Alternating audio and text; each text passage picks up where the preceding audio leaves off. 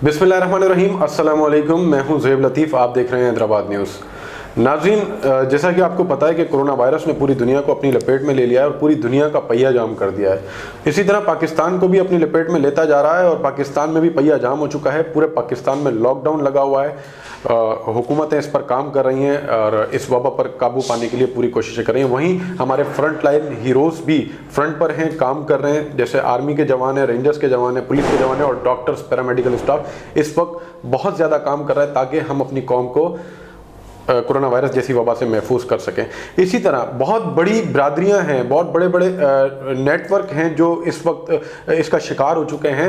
जिस तरह एक हमारी शोबिज़ बरादरी भी है, आर्टिस्ट बरादरी है, जो स्टेज से ताल्लुक़ रखती है, जो छोटे तबके से ताल्लुक़ रखती है, स्टेज पर परफॉर्म करते हैं, वो इसका बहुत ज़्यादा शिकार हुई है और बहुत बुरी तरह मुतासिर हो चुकी है। खाने के लिए घर पर कुछ नहीं है, बैठे हैं, कोई इनकी मदद करने वाला नहीं है। उसी तरह कुछ मसीहा सामने आ रहे हैं जो उनकी मदद कर रहे हैं और कुछ लोग ऐसे हैं जिन तक अब तक वहां तक राशन नहीं पहुंच सका और वो बहुत ज़्यादा परेशानी का शिकार है। इसी मौजू पर बात करने के लिए हमारे साथ मौजूद है हैदराबाद स्टेज के बेहतरीन ऑर्गेनाइजर सलीम गुड्डू भाई। सलीम भाई, अस्सलाम वालेकुम। वालेकुम। सलीम भाई, बहुत ज़्यादा मुतासिर हो गए हैं हमारे आर्टिस्ट और मैं तो पिछले कई दिन से देख रहा था और मैं जो सुन रहा हूँ ग्रुप्स के अंदर जो आवाज़ें आ रही हैं कि कुछ बैरून मुल्क से भी कुछ फंडिंग हुई है, कराची से तक लोगों की। तो आप ये बताएंगे हैदराबाद की क्या पोजीशन है? हैदराबाद में तो बहुत गरीब आर्टिस्ट हैं जो मैं देखता हूँ और रोज़ के कमाने वाले, रोज़ कोई ना कोई छोटा मोटा शो मिल गया तो उन्होंने कमा लिया। अब तो बहुत बुरा हाल है उनका। कोई है जो उनकी मदद कर रहा है? असल में ज़ेब भाई, हमारी सरपरस्ती कोई नहीं करता। एक तो मसला कोई भी नहीं है ऐसा, गवर्नमेंट की सतह पर भी और जो वैसे भी वो नहीं होता। आर्टिस्ट हमारे जो है ना, इस बार ऐसा हुआ था कि मुहर्रम का जब वक्त शुरू हुआ तो मुहर्रम से लोगों ने 40 का इंतज़ार करना शुरू कर दिया। एक्टिविटीज़ हमारी मुहर्रम में नहीं होती। मुहर्रम के बाद अचानक क्या हुआ कि शादी हालों के आर्डर आ गए 11 बजे के। 11 बजे से लोगों ने खाना ही बामुश्किल खाया जाता है। 11 बजे तक खाने के दौरान ही लाइटें बंद हो जाती थी, तो फंक्शन का तस्वुर ख़त्म हो गया। अब एक तवील टाइम तक ये चक्कर चलता रहा 11 बजे का। उसके बाद जब ये उम्मीद की किरण होने लगी, लोग सारे आर्टिस्ट कर्ज़े लेकर पूरे हो गए। जो बड़े आर्टिस्ट थे उनसे छोटे आर्टिस्टों ने कर्ज़े के तौर पर ले लिए कि अभी सीज़न ऑन होने वाला है रमज़ान से पहले, तो हम जो है वो आपको कर्ज़ा भी दे देंगे। तो सारे आर्टिस्ट बिल्कुल खाली होकर बैठ गए, तो कोरोना वायरस आ गया। बिल्कुल।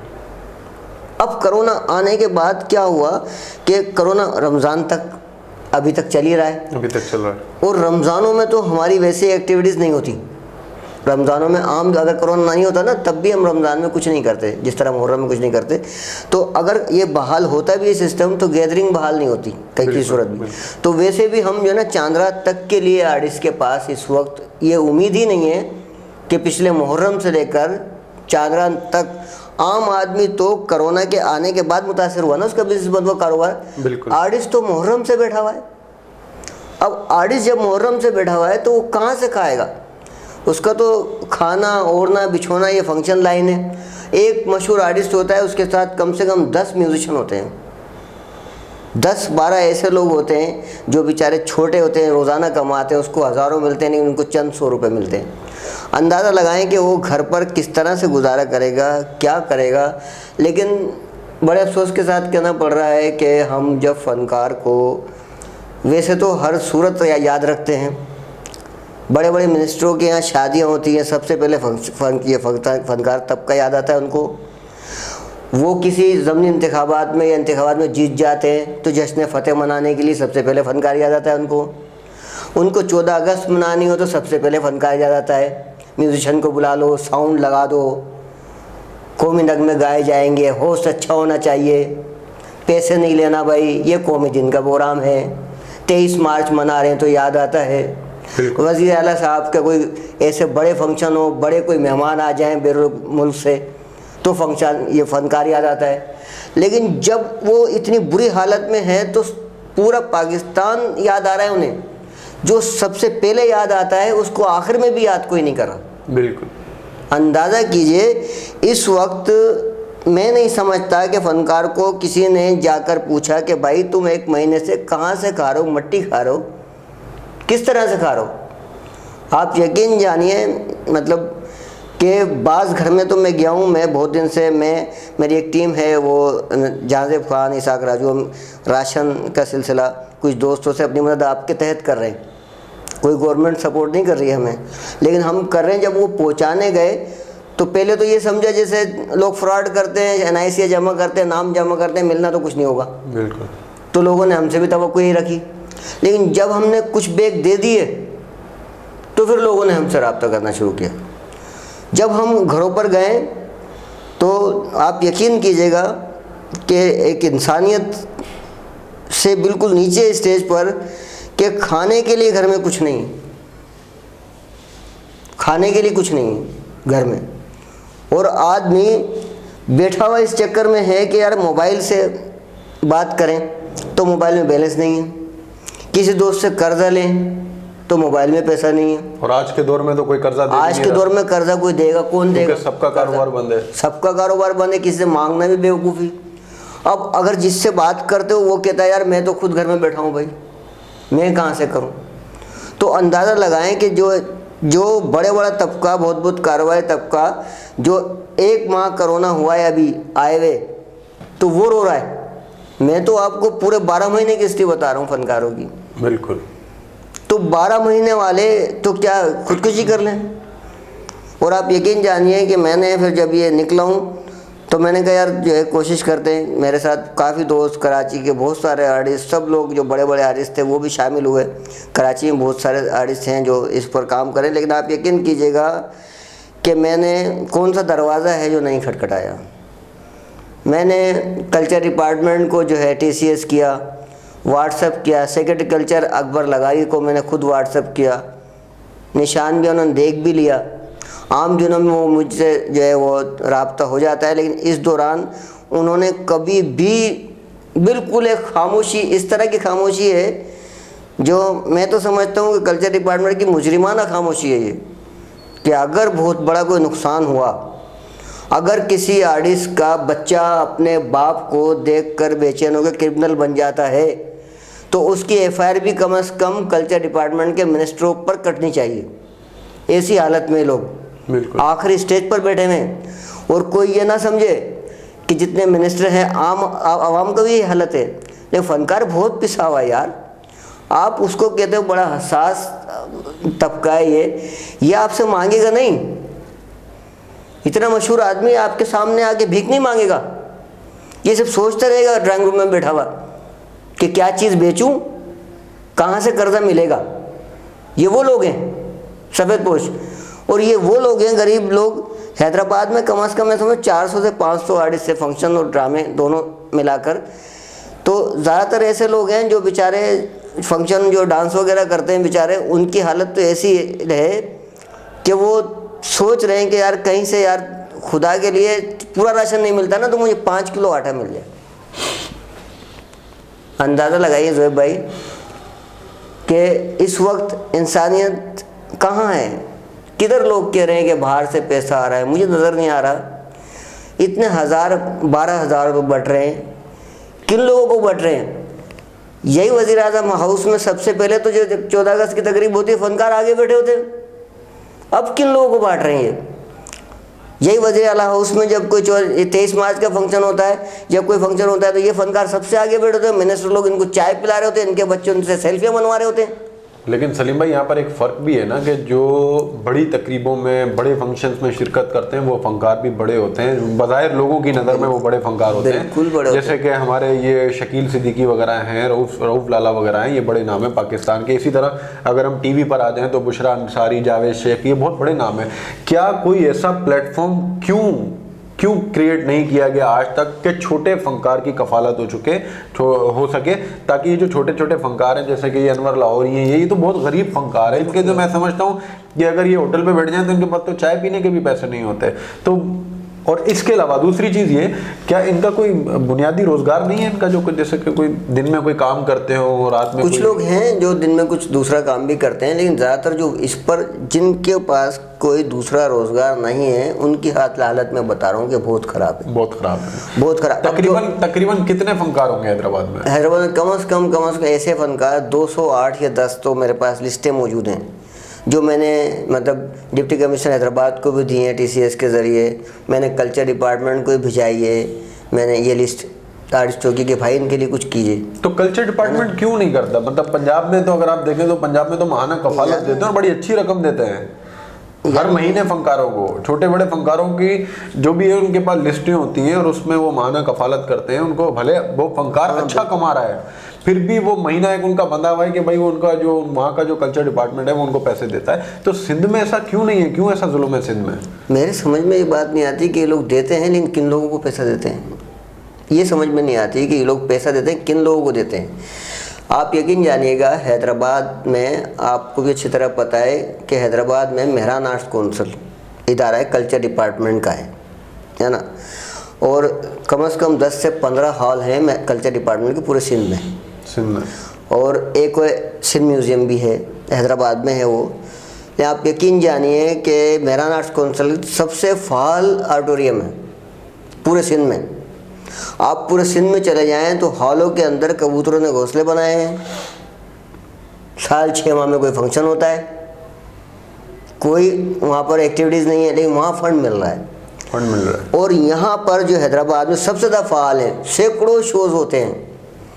2.5 साल में मैंने तकरीबन 67 शो किए हैं मेहरान में, यानी इस तरह से शोज़ होते हैं। सबसे ज़्यादा कल्चर डिपार्टमेंट का ऑडिटोरियम जो मेहरान आर्ट्स कौंसिल है वो फाल है। लेकिन आप यकीन जानिए कभी किसी मिनिस्टर ने, डिप्टी डायरेक्टर ने, सेक्रेटरी ने 1 रुपया कभी इन आर्टिस्टों को सपोर्ट के तौर पर नहीं दिया। सर आर्टिस्टों को देना तो दूर की बात है, मेहरान आर्ट कौंसिल की बात हमारे नाज़रीन को पता है। अगर गर्मियों में आपने मेहरान आर्ट कौंसिल बुक कर लिया तो किसी आदाब से कम नहीं है। मेहरान आर्ट्स कौंसिल में जो है ये जो लाखों रुपए फंड लग चुका है लेकिन अभी तक ऑडिटोरियम मुकम्मल नहीं है। मैंने तकरीबन 25 साल पहले एक ड्रामा किया था मेहरान आर्ट्स कौंसिल में, पहला या दूसरा ड्रामा था मेरा, जब अब्दुल रज़ाक चांडी सेक्रेटरी थे। जब से मैं इस हाल में ड्रामे कर रहा हूँ, जब से ये हाल बन रहा है आप यकीन जानिए एक्सपायर हो जाता है 50 साल में हॉल। बिल्कुल यही अब तक बन रहा है। वो ओपन एयर भी बन रहा है इसका। ओपन एयर दूसरा हाल है ओपन एयर। अब ओपन एयर का ये हालत है कि वो जो म्यूनसिपल कमेटी की गाड़ियाँ खड़ी हुई हैं वहाँ पर स्टोर के तौर पर, वॉश होती हैं वो गंदी गाड़ियाँ। चलें, मेहरान आर्ट कौंसिल पे तो बात होती रहेगी, ये तो बड़ी लंबी कहानी है, इसके ऊपर मैं प्रोग्राम करूंगा मेहरान आर्ट कौंसिल पे। मेरे प्रोग्राम में जो मेरा प्रोग्राम चलता है गुजारिश है। तो एक चीज़ और कि जो हमारे बड़े फनकार हैं जैसे ये रऊफ लाला, शकील सिद्दीकी, परवेज सिद्दीकी, इन लोगों ने आपके साथ क्या तावन किया? ये बेचारे कराची के आर्टिस्टों के लिए बहुत कुछ जमा कर रहे हैं इस वक्त, और मेरे साथ भी ये वो ताउन कर रहे हैं कि अगर मुझे कहीं ज़रूरत पड़ती है यार आप लोग वहाँ बात करो जाओ, तो मेरे साथ ख़ास तौर से रऊफ लाला और परवेज सिद्दीकी, जाकिर मस्ताना, शैनी अजीम और ज़ेबा शहनाज, है ना, ये वो आर्टिस्ट हैं जो मतलब अगर मैं कहूँ यार आप जाओ तो ये वहाँ पर वली शेख, शकील शाह, ये लोग जो है ना मतलब कराची से कोशिश कर रहे हैं। अभी तक कराची से मिला कुछ नहीं है, मुझे मिला नहीं है, लेकिन जैसे कोशिश कर रहे हैं कि इंशाल्लाह हम यहाँ से दिलवा देंगे, या ये जाते भी हैं। ये जाने के बाद मूवी बनाते हैं, जेडीसी वगैरह जाते हैं, वहाँ मूवी बना के जाकिर मस्ताना शनी अजीम ने मुझे भिजाई कि यार ये हमने बात कर ली ज़फ़र भाई से और आपको इंशाल्लाह मिल जाएगा, लेकिन अभी तक मुझे मिला नहीं। लेकिन बाकी जो है कोशिश कर रहे हैं ये लोग, क्योंकि कराची के आर्टिस्ट बहुत बड़ा एक फील्ड है कराची की ना।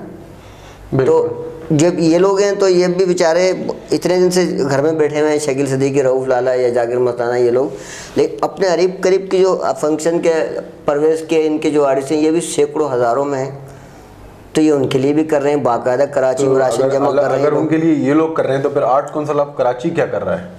आर्ट्स कौंसिल कराची तो मैं समझता हूँ कि कहा था कि कुछ लोगों को मेम्बरान को राशन दिया है।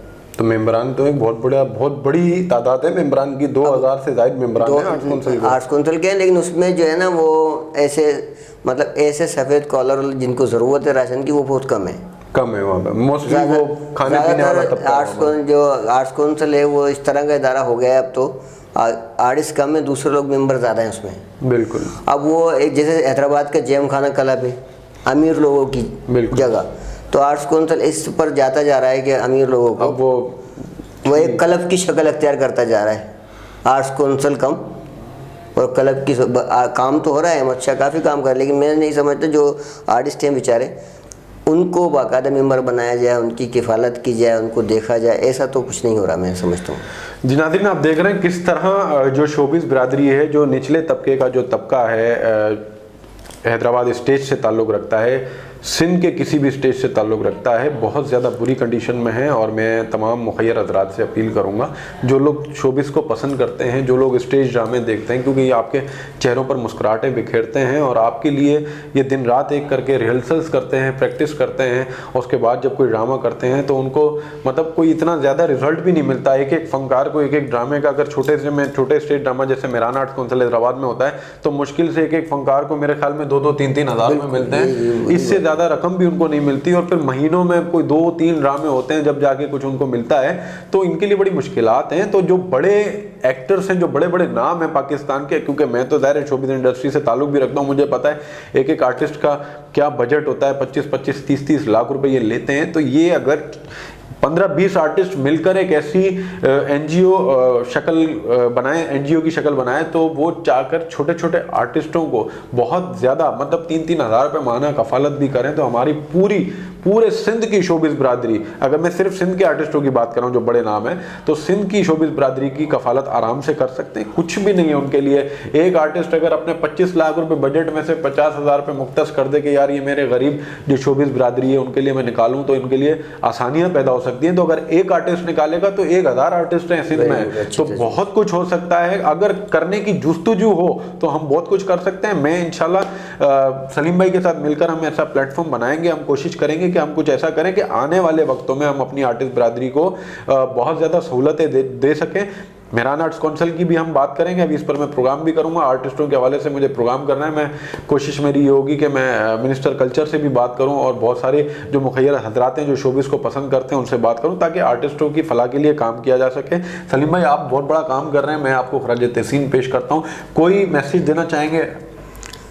यही कि हमारे जो गवर्नमेंट से तो हमें इतनी तवक्को नहीं है, लेकिन अगर गवर्नमेंट संजीदा है तो कम अज़ कम खुदारा आप इस कंडीशन में जो फनकार आज है, अगर आज आपने नहीं किया ना फिर कभी भी नहीं किया, बेकार है। अगर आज आपने फनकार की हेल्प नहीं की तो फिर समझो कभी भी नहीं की, बेकार है फिर जान। तो आप खुदा के वास्ते मुखिर हज़रात हैं, जो भी अपने मिनिस्टर हैं, जो हमारे जो है ऐसे इदारे हैं, वो इस वक्त जो है ना फनकारों को बड़ी ज़रूरत है कि वो सपोर्ट करें। जी बिल्कुल नाज़रीन, इस वक्त फनकारों को ज़रूरत है। और जो भी मुखय्यर हज़रात मेरी इस वीडियो को देख रहे हैं हैदराबाद न्यूज़ के प्लेटफॉर्म से, आपके पास ऊपर कैप्शन में सलीम भाई का नंबर भी आ जाएगा, सलीम गुड्डू इनका नाम है, मैं कैप्शन में इसको लिख दूंगा। आप तो इंशाल्लाह जो लोग इनसे कॉन्टैक्ट करना चाहें, कोई फ़र्क नहीं पड़ता कि आप एक राशन का बैग 3,000 रुपये का आप एक कर सकते हैं, 1 करें, 10 कर सकते हैं, 10 करें, 100 कर सकते हैं, 100 करें।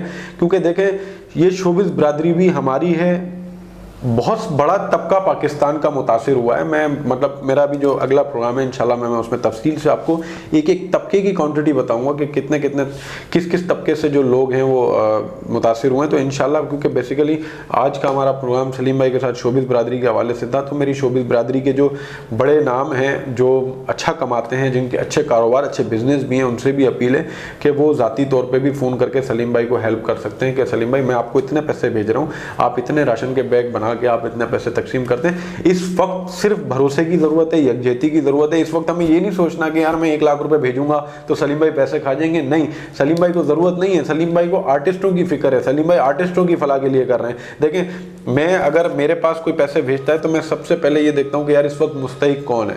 इस वक्त तो वो पोजीशन है कि मेरे अपने घर में भी जो है तो मेरा फ़र्ज़ बनता है कि अगर मेरे पास इतना है कि 20 दिन चल सकता है तो मैं 10 दिन का निकाल के दे दूँ, 10 दिन बाद अल्लाह मुझे देगा। अल्लाह को राज़ी करने का वक्त यही है, अगर हम जितना अल्लाह को राज़ी करेंगे अल्लाह पाक हमसे खुश होगा। रमज़ान का महीना है, ज़कात खैरात निकालें, जो ज़कात के मुस्तहिक हैं उनको ज़कात भी दें, जो सफ़ेद पोश हैं उनकी आप ज़ाती तौर पे अगर अल्लाह ने आपको हैसियत दी है तो उनकी आप ज़्यादा से ज़्यादा मदद करें। आपका बहुत शुक्रिया। हैदराबाद न्यूज़ के प्लेटफॉर्म से ज़ेब लतीफ़ नियाज़ी को इजाज़त दीजिए। और कुछ कहना चाहेंगे सर? जी, जो कुछ लोग हैं हमारे दोस्त ऐसे जिन्होंने थोड़ा सा हमारे साथ बड़ा कोऑपरेट किया है, जैसे लंदन वो अमेरिका में बैठे हैं आमिर दाऊद, उन्होंने हैदराबाद आर्टिस्टों के लिए जो है काफ़ी हमें सपोर्ट किया है। इसका सायरा पीटर हैं, अख्तर अली अख्तर हमारे जो शोबिस सहाफ़ी हैं हैदराबाद से, उनका ताल्लुक़ है, उनसे मैंने रिक्वेस्ट की है तो उन्होंने हमारे साथ इतना कोऑपरेट किया है कि बल्कि हैदराबाद के लिए भी आर्टिस्टों के लिए, और उन्होंने कहा सलीम भाई हम कराची और लाहौर के लिए भी कुछ बैग मैं आपको लेके दे रहा हूँ। इंशाल्लाह वो भी मैंने कराची की लिस्ट भी बना ली है कुछ दोस्तों की जो वहाँ पर भी हैं, लाहौर के दोस्तों को भी कहा है मैंने, वहाँ भी लिस्ट बन रही है इंशाल्लाह। तो अख्तर अली अख्तर जो हमारे हैदराबाद के हैं, तो हमें इस वक्त ऐसे लोगों की ही ज़रूरत है बिल्कुल कि जो हमें सपोर्ट करें। बिल्कुल। और कुछ जो हमारे हैदराबाद आर्टिस्ट के, जो हैदराबाद स्टेज के जो आर्टिस्ट हैं वो सरकारी मुलाजिम भी हैं इनके अंदर, तो उनसे भी मेरी अपील है कि अपने इर्द गिर्द के जो उनके जो दोस्त हैं जो अफोर्ड कर सकते हैं, तो जब हम दिल और नीयत लेकर बैठते हैं तो हम कुछ ना कुछ जोड़ ही लेते हैं। मिसाल जब मेरी नीयत होगी तो मैं अपने 10 दोस्तों को बोल के कुछ 2-2, 3-3 हज़ार रुपये करके 20-30 हज़ार रुपये जोड़ लूँगा। तो इसी तरह जब हम 8-10 लोग इसमें जुड़ जाएंगे तो हम 2-3 लाख रुपये जमा करके तो 3,000 रुपये की मालियत का एक राशन का बैग बनाना और 50-100 लोगों में तकसीम करना, ये कोई बड़ी बात नहीं है। 200 लोग हैं आर्टिस्ट जो इस वक्त हैदराबाद में जो मुस्तहिक हैं, तो इन 200 लोगों के लिए 200 आर्टिस्टों के लिए पैसे जमा करना या राशन जमा करना, मैं नहीं समझता कि कोई बहुत बड़ी बात है। जब हम नियत करेंगे तो इंशाल्लाह अल्लाह पाक इसमें हमारी मदद भी करेगा। और बस आखिर में मैंने सिर्फ इतना ही कहना था कि नंबर आपका सलीम भाई को मिल जाएगा, कैप्शन में ऊपर आपको नजर आ जाएगा, आप देख के नंबर ले सकते हैं और इनसे कॉन्टेक्ट कर सकते हैं। हैदराबाद न्यूज़ के साथ इजाज़त दीजिए, खुदा हाफिज़।